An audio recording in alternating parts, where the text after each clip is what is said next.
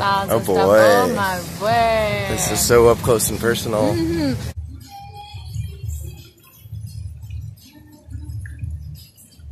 It's a hard one. World, it's the most free and liberated I've ever felt. And the most alive I've ever felt. Welcome to Maketi Speaks Live. Hello, it's your girl Maketi, the confidence coach, hashtag the voice of confidence. So with this series, what I've done is there's a YouTuber that I absolutely love. Her name is Thoraya. She does the social experiment where she asks 100 people the same question, but she ends up showing us 30 because, you know, not everybody will want to participate. Or actually, I don't know. I don't know. Ask her, why am I speaking for Thoraya? Anyway, so what I've done is I've just went around asking people 11 questions about life, and then we hear their responses. And the awesome thing is I've decided to just publish all the videos. It'll probably be 2 per week for the rest of the year, or 3 per week for the rest of the year, until I'm through all of them. And because you guys loved it so much with the first one, that's why I'm listening to you and what you want. And let's go and check. Oh, so with this video, I'm speaking to a guy named David Richardson that I met in Bali a few weeks ago. And he's from San Francisco, and this is his story. Oh, you must listen to his answers, guys. He just opened up to me about his life. I really, really appreciate that. David, I know you're going to watch this, so hey, shout out to David, and let's go check him out. Over there. Over there. Hi, my name is David Richardson, and I am originally from Vancouver, Canada. I used to live in San Francisco, and I quit my job 2 weeks ago. And I'm now traveling the world for an indefinite period of time. We'll see how long that goes for. And I'm about to get some questions from Ketty, and I am excited to answer them. Oh, you're excited. I'm excited. Okay, so try keep your volume a bit up, right? Yeah. So question 1. Are you ready, David? I'm ready. Question 1. If from this very moment you only had the next 24 hours to be alive, what would you do? Oh boy. I'd try to spend as much time with loved ones as I can, which would be kind of tricky because they're in different parts of the world. So I'd probably prioritize family, but I would try to see as many of my loved friends as possible. Maybe I'd do something crazy. I'm not sure what yet. Those would be the focuses. You can't do all that much in 24 hours. And it most would be, I'd focus on the people. Okay. How are you doing really? How am I doing really? So I've been traveling for about 2 weeks, and I said earlier I quit my job 2 weeks ago. The reason that I quit my job was because I burned out at work. I overworked myself, and it's been a bit of a struggle to get back to what I see as my baseline, and I've been frustrated and impatient with that. So I'm struggling in that respect. In many other respects, I'm doing pretty well. Like I'm happy that I'm taking care of myself. I'm in a wonderful place in the world right now, and I think that I'm setting myself on a really good path. Not only to recovery, but I think also for just creating a better life for myself. So it's a bit of a mixed bag, but I think overall, in the grand scheme of things, pretty positive. Okay. And next question, what do you wish you had said? What do I wish I had said?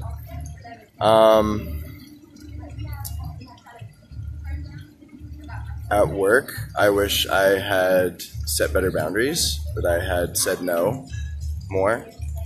There were a lot of times when work and responsibilities came my way, and I knew that I couldn't handle it, or I knew that I would have to sacrifice things that I value in order to take on those responsibilities, and I didn't say no.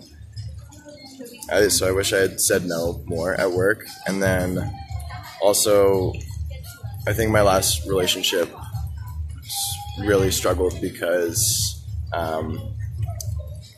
we had communication issues, and I think that I could have done a lot better in communicating the problems that I had. And that was a big learning lesson for me, that intimate relationships can only really succeed if you're as honest and open as you can be with one another. Because when you keep stuff in, it just bubbles and bubbles and bubbles and becomes fatal. So I wish that I had communicated the small problems that I had in my relationship before they blew up to be larger than they needed to be. Okay, thank you. Thank you for giving me this time and opening up like that. Share with us the worst decision you have ever made. Oh boy, worst decision.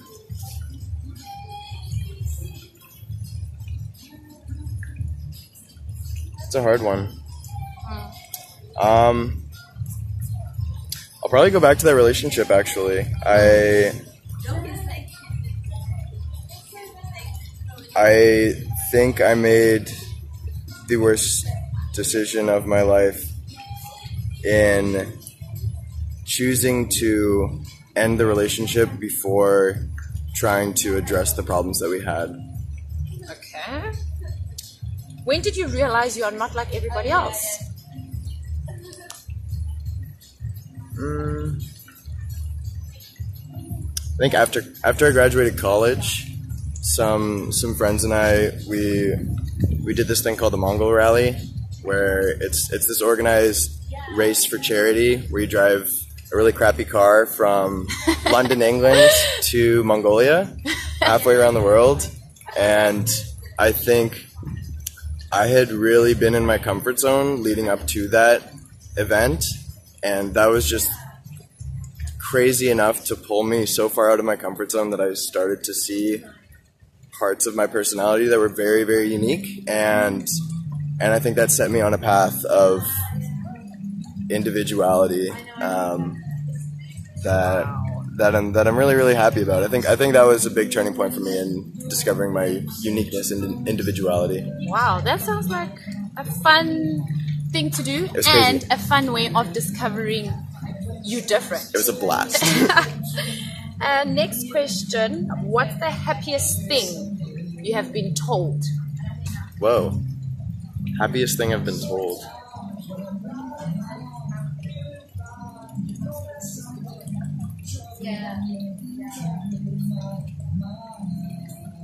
Can you elaborate a little bit? That's all there is to it. What's the happiest thing you've been told? Happiest thing I've been told? That's so hard.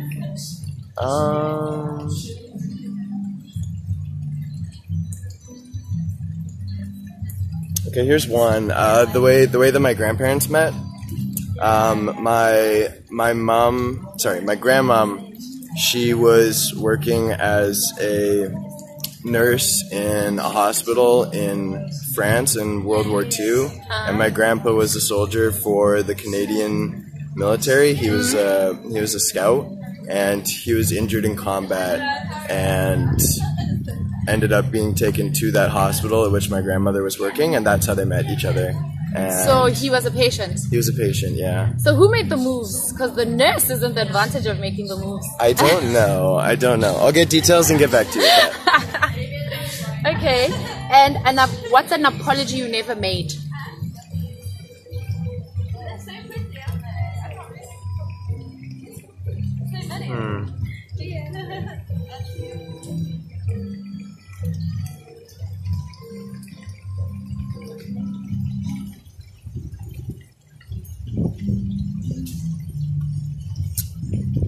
I think I've tried to make this apology, but I haven't either properly expressed or internalized it, and a little cheesy, but it's to myself that like I can be very, very hard on myself and beat myself up over mistakes that I've made.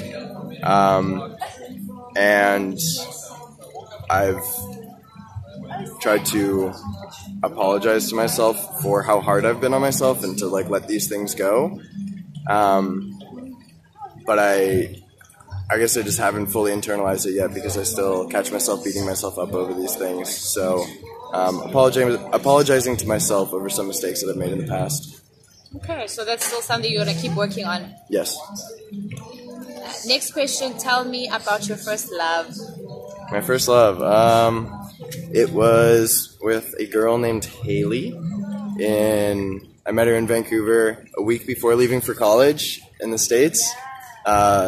So where did we meet? We met at just some party, and we really hit it off. And then we exchanged numbers, and I only had another week in Canada, and I just fell head over heels for her, and so I spent that whole week with her, and I think the night before I left for college, this was my first time like leaving the country for good, and it was a very monumental thing for me. And I expected to be spending all that time with family and friends, but I was just crazy about her. And we snuck into this botanical gardens in Vancouver, and we climbed up these canopies and like spent the night up in these canopies.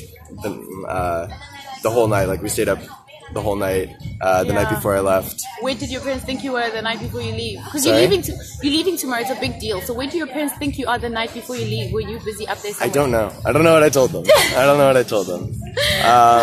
But yeah, then we dated each other for 8 months distance, but then the distance killed it, unfortunately. Okay, that's a sweet story. What have you done to make the world a better place?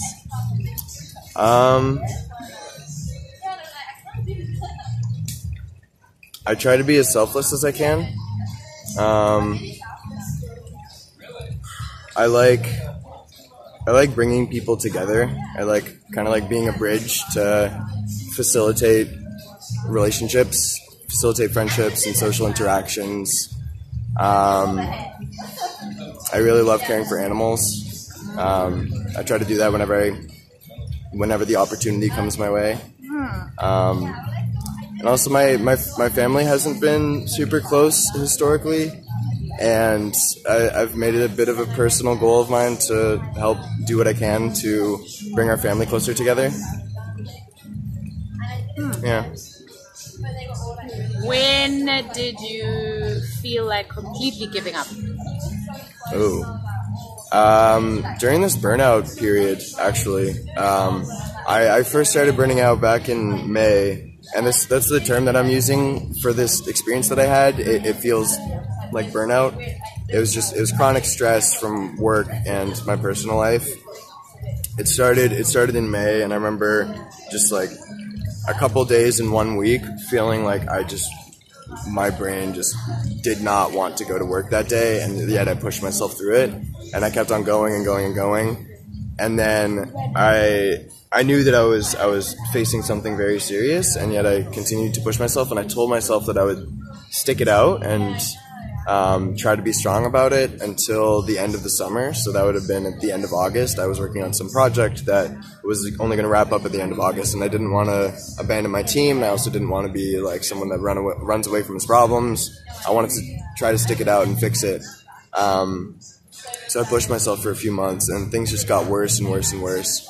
And near the end of it, like once I got very close to that end of August deadline, I was really at wit's end, and like I'd finally made it, and I was like, okay, I've done my work, I hit my milestone, I'm gonna go and move on. And there was about a month and a half period before I was actually able to move on, and in that period, like I was at my lowest of lows, and it was really hard to keep myself motivated. Yeah, I was close to giving up. Sure. And the second last question: when did you feel appropriately judged? You know how usually when people judge you, it's usually misjudging or something that you might take as offensive. But when would you say was a time where you were like, they judged correctly? Yeah.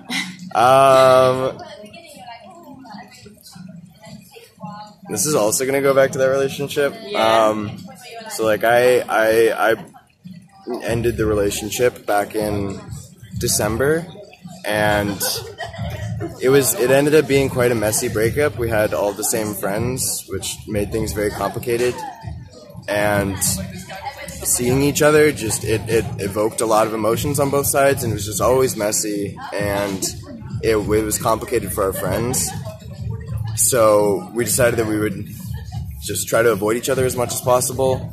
And then there was this big music festival that happened in March, and it was with all of our friends, and yeah, things had been very messy leading up to it, and yet we just kind of impulsively got back together that weekend, and it ended up making things much, much messier. And in the moment, I was being judged for it, and I pushed back the judgment in the moment because I was doing what my heart felt was right. But in hindsight, like, yeah, I really should have thought that one through more, because it made things so much more complicated. How are you guys doing now with the friends and stuff? It's better. I mean, I'm taking a break from everything now. Oh, yeah, I'm just fully unplugging, but things are a lot better. Yeah. We're much more cordial now. Okay, and the last question. When was the moment you felt most alive? Moment I felt most alive. After that Mongol rally thing, once that finished, we finished the race in Mongolia, and then one of my friends from that race and I flew to Vietnam, and we bought motorcycles in Ho Chi Minh, and then we drove them north to Hanoi for a month. And it was just the most liberating experience of my life. Just after riding the high of like fully getting out of my comfort zone and seeing the world and starting to get getting a stronger sense of self, taking that and then just hopping on a bike and driving in a foreign country with no care for the world, it's the most free and liberated I've ever felt. And the most alive I've ever felt. And with that high five, that's how David and I ended the talk. So now this is the part where I do the outro, hey? And because I'm listening to you and you do want to catch all those other videos that are coming up, do the right thing, which is subscribe, like, share, and subscribe.